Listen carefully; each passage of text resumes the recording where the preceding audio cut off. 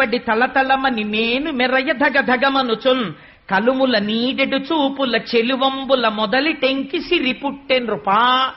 అపాసటి కాంతితో తెల్లటి వస్త్రాలు కట్టుకుని పద్మాననే పద్మవూరు పద్మాక్షి పద్మ సంభవే అని ఆ పాల సముద్రంలోంచి నల్లని కన్నులతో సొగసైన చూపులు ఇలా మాతృవాత్సల్యంతో అందరి వంక చూస్తూ లక్ష్మీదేవి పాల సముద్రంలోంచి ఆవిర్భవించింది.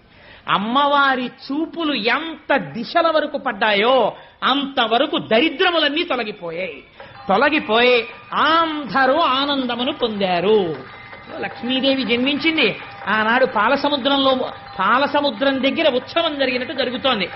నేను ఇక్కడ నమ్మి ఒక మాట చెప్తున్నాను.